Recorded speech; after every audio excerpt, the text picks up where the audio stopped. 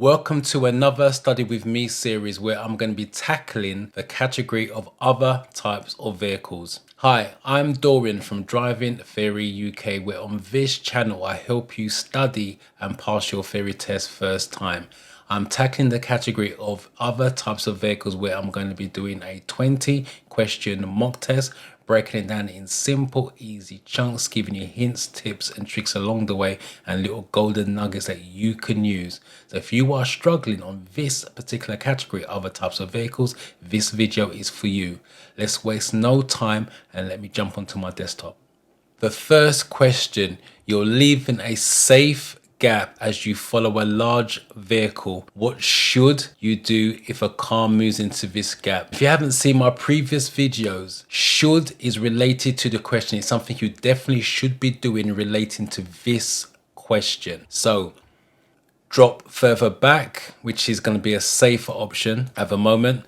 Sound your horn, no. Start to overtake, no. Flash your headlights, no. So it's going to be the first one. You're driving on a single carriageway road. So it's a single carriageway road. Why should you keep well back while you're following a larger vehicle? To give yourself acceleration space if you decide to overtake, that's definitely no. To get the best view of the road, it's going to be that one at the moment. And there's a saying, if you can't see my wing mirrors, I can't see you, is true. So on your driving test or driving lessons, if you're driving behind a lorry or a bus, just hold back, make sure you can see their wing mirrors. To leave a gap in case the vehicle stops and rolls back. The theory test is always about safety, so that's not going to happen. And to offer other drivers a safe gap if they want to overtake. In previous videos, I always said if it's got safe in the answer, you got to shortlist it as a possible. It's got safe in here, but if you read the answer to offer other drivers a safe gap if they want to overtake, that's not safe overall. Even though it's got the word safe, that's not safe overall. That's the reason why that answer is not correct. It's going to be to get the best view of the road so you know what you're going to be doing before they know it, because you can see exactly what's going on. You're driving in heavy traffic on a wet road. The key there, or the little golden nugget, is a wet road. Which lights should you use if there's lots of surface spray? Dipped headlights, it's going to be that one. Side lights is what you switch on when it starts to get a little bit dark. Rear fog lights, it's not going to be rear fog lights anyway. If you're going to turn fog lights, it's going to be both of them. The distance is correct, but it's only rear fog lights on that one. And main beam is like a country lane when it's dark and there's no lighting whatsoever. If you struggle about lights, which lights to use, whether it's fog, parking lights, dip lights, I've got a stream on the channel which I tackle lights. I'll leave the card up here and I'll leave it in the description below. Go off and watch that. It explains about lights, and by the time you watch that, you should fully understand which lights to use in which circumstances. You're towing a caravan, which is the safest type of rear view mirror to use. Extended arm side mirrors, that's your wing mirrors to be honest, and it's going to be that one because the caravan is wider than the car. So all you're going to see in a rear view mirror is caravan, but you need to extend the wing mirrors by law, by the way, so you can see lane changes and your left and right turn cyclists, motorbikes coming on the inside or outside of you. Ordinary door mirrors, no. Interior wide angle mirror, no. And ordinary interior mirror, no. You're following a large vehicle as it approaches a crossroads. What should you do if a driver signals to turn left? Overtake if you can leave plenty of room? No. Wait for the driver to cancel their signal? No. Overtake if there's no oncoming vehicles? No. Wait for the vehicle to finish turning? Yes. A larger vehicle, when it's turning, it needs to swing out to get round the corner comfortably, whereas you guys will stay at a meter from the curb, for those of you taking driving lessons. What should you do if there's a bus at a bus stop ahead of you? Pass the bus as quickly as you possibly can? No, that's not going to be safe. Continue at the same speed but sound your horn as a warning? No, there's no need to be sounding your horn in that situation. Watch carefully for sudden appearance of pedestrians? Yes. Flash your headlights to warn the driver of your presence? No. So that's going to be the safest option. Always when you're driving past buses, watch out for people stepping out in front of a bus. What should you do if you want to overtake a long, slow moving vehicle on a busy road? Stay behind until the driver waves you past. You shouldn't be going Well, someone shouldn't be waving you. Let's put it that way. Someone should not be waving you. That's not the safest option. Flash your headlights for the oncoming traffic to give way. No. Shouldn't be flashing your lights. Keep well back so that you get a good view of a road ahead. Yes. That's similar to the first question, to be honest. Just stay well back when it comes to large vehicles and follow it closely and keep moving out to see the road ahead. And the answer is no. Which vehicles are least likely to be affected by side wind? Be very careful with this question. Read it very carefully if you get it in your test, because on this one it says which vehicles are least likely to be affected by side winds. They can flip it and say which vehicles most likely to be affected by side winds. So be very careful that you read it and get the full understanding. So this is the least likely. The cyclists, no. It's gonna be cars, to be honest. It's least likely to be affected by wind. It's no, and high sided vehicles, no. When they flip it and which one's the most likely, it's going to be high-sided vehicles, not cyclists. It's going to be high-sided vehicles when they flip it for most likely. You're following a long vehicle as it approaches a crossroads. What should you do if it signals left but moves out to the right? This is similar to the question we had before. That's how the theory test works, to be honest. And with the simpler categories like other types of vehicles, because there's not a lot of questions in that category and it's pretty much common sense, the questions will be repeated or worded slightly different but similar answers. So it's going to get closer in order to pass quickly, no. Stay well back and give it room, yes. Overtake as it starts to slow down, no. Assume the signal is wrong and that it's turning right, again, no. What should you be prepared to do in this situation? Again, always look at the image first before tackling the answers. So the lorry's coming out, it's on your side of the road partially as well. So what should you be prepared to do in this situation? Report the driver to the police, no, because he's doing nothing wrong. Slow down and give way, yes, that's the safest option, unless you want to go toe to toe with a lorry, which you're not going to win, by the way. Sound your horn and continue, no, and squeeze through the gap, and then that's not going to be safe trying to squeeze through there.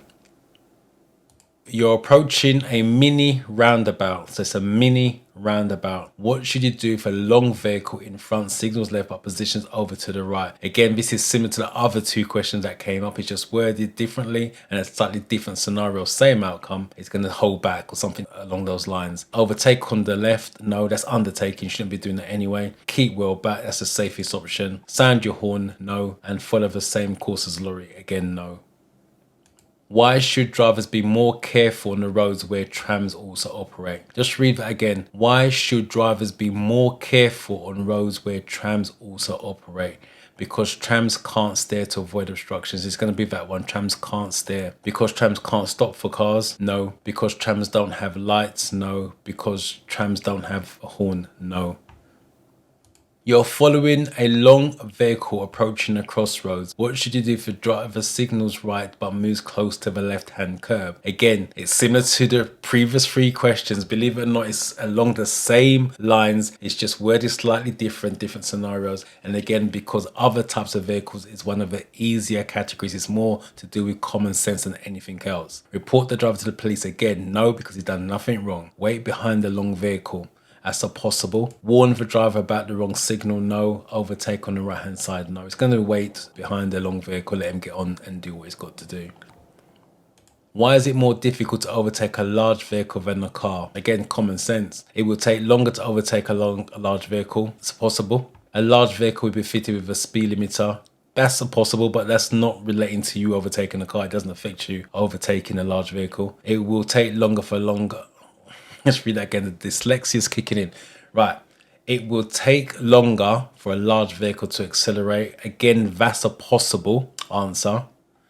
A large vehicle will have air brakes. Right. These two are all possibles, but to read the question again, why is it more difficult? It's asking you why is it more difficult to overtake a large vehicle than a car? It will take longer to overtake a large vehicle. And the other option, it will take longer for large vehicles to accelerate. That doesn't affect you overtaking it. So it's going to be this one. That's why it's more difficult, because it will take longer to overtake a large vehicle. You're following a lorry on a wet road. What should you do when a spray makes it difficult to see the road ahead? So again, look at the image. You're following the vehicle. You should have a 4-second gap behind that. Again, theory test, stopping distances. So Put your headlights on full beam, no. Speed up and overtake quickly, again, that can't be safe. Drop back until you can see better, that's going to be the safest option. And keep close to the lorry, away from the spray. Again, keeping close to the lorry, you're breaking your 4-second gap, to be honest, so it's going to be that one. You're traveling behind a bus. What should you do if it pulls up at a bus stop? Accelerate past the bus? No, it's never safe to accelerate past the bus. Pulling closely behind the bus, again, if you do that, you can't see clearly. Sound your horn, there's no need for that. And look for pedestrians. Again, it's similar to a question we had earlier on. And I repeat, other types of vehicle questions, or the category, sorry, is very simple. It's more to do with common sense. There's not a lot of questions in that category. It's just going to be different questions worded. Sorry, same questions worded slightly differently. What should you do when you're approaching a bus that's signaling to move away from a bus stop? Flash your headlights as you approach. Flashing in the highway code doesn't mean that it's warning of your presence, and there's no need for that. Signal left and wave the bus on. You can't wave on your driving test. You'll fail for that, so again, that can't be safe. Allow it to pull away if it's safe. Keyword there, safe to do so. It's going to be that one for now, and get past before it moves. That suggests that you're racing past it, so that can't be safe. It's going to be this one. You're waiting to turn right out of a minor road. That means you're coming out of a giveaway line. It's clear to the left, but a lorry is coming from your right. Why should you wait even if you have enough time to turn? The lorry could suddenly speed up. That's not a safe option. The lorry might be slowing down. It should be slowing down if it's turning left. Anything overtaking the lorry will be hidden from view. It's going to be this one. So a motorbike cyclist could be hidden that you can't see. So wait for the lorry to commit to his turn and finish his turn. The load on the lorry might be unstable. Again, Theory Test always leave you in a safe situation. So it's not going to be that one. Similar to the picture before. What should you do as you approach this lorry? Make the lorry wait for you? Definitely not. Slow down and be prepared to wait? Yes. Move to the right hand side of the road? No. And flash your lights at the lorry? Again, no.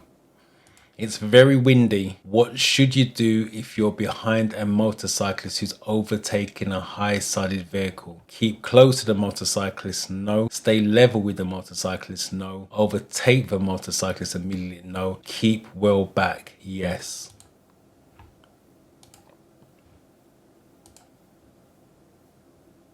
There you have it, another full house. To be honest, other types of vehicles is one of the easiest categories because it's more to do with common sense. There's not a lot of questions in that category. That's why they reword the question again and again and again. So it's all about just understanding, but that's common sense. Put yourself in the driver's seat and think logically what's the safest outcome, and you should always get the correct answer on that. So hopefully you got some benefit from that. If you did, like, comment below and subscribe. YouTube's going to show you a video here. I'm going to show you a video here. Go off and watch which video is suitable for you, and I will catch you in that video.